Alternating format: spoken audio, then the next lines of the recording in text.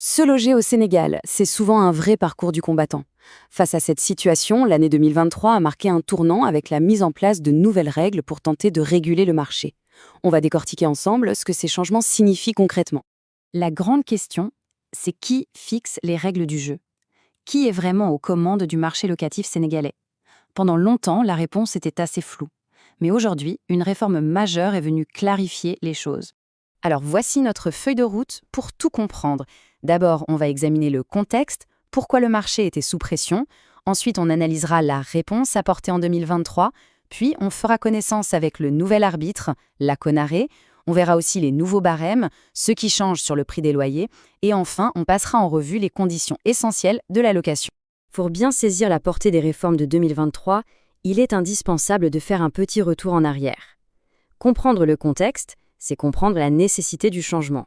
Il faut savoir que l'idée de réguler les loyers n'est pas nouvelle.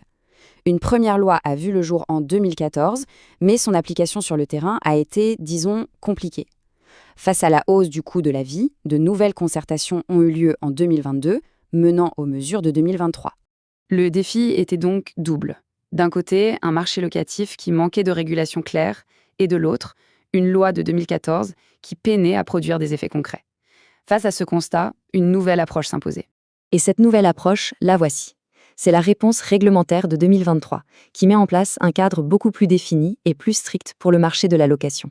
La date clé à retenir, c'est le 1er mars 2023.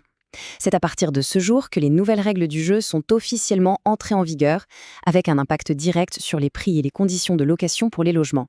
Mais bien sûr, avoir des règles, c'est une chose, assurer leur application en est une autre. C'est là qu'entre en scène un acteur entièrement nouveau, une sorte d'arbitre du marché locatif. Cet arbitre, c'est la CONAREL. Son nom complet, la Commission nationale de régulation des loyers des baux à usage d'habitation.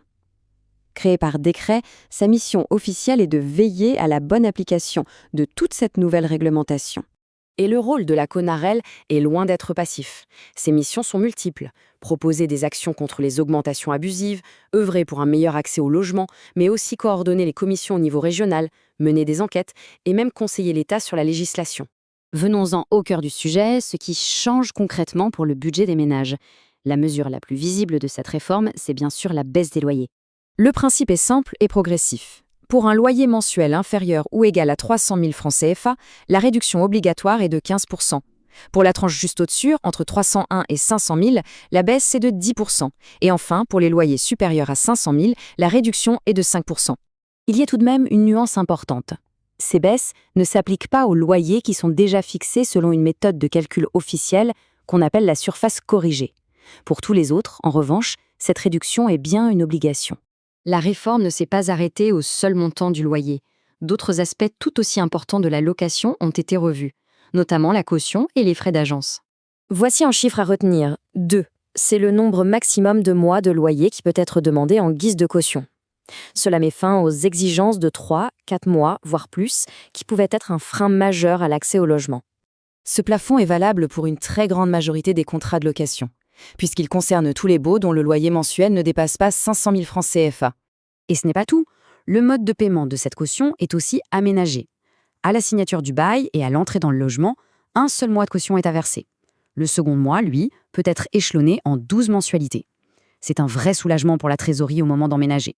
Un autre changement majeur concerne le moment du paiement. Le loyer ne peut plus être exigé d'avance. Il est désormais dû à terme échu, c'est-à-dire à la fin de chaque mois passé dans le logement.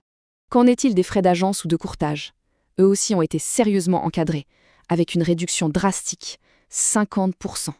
Plus concrètement, pour les baux allant jusqu'à 500 000 francs CFA de loyer mensuel, les frais demandés par les intermédiaires immobiliers sont désormais plafonnés à la moitié d'un mois de loyer.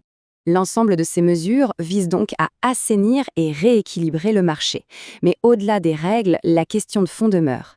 Cette nouvelle régulation sera-t-elle une solution durable à la crise du logement au Sénégal? C'est une interrogation qui reste ouverte.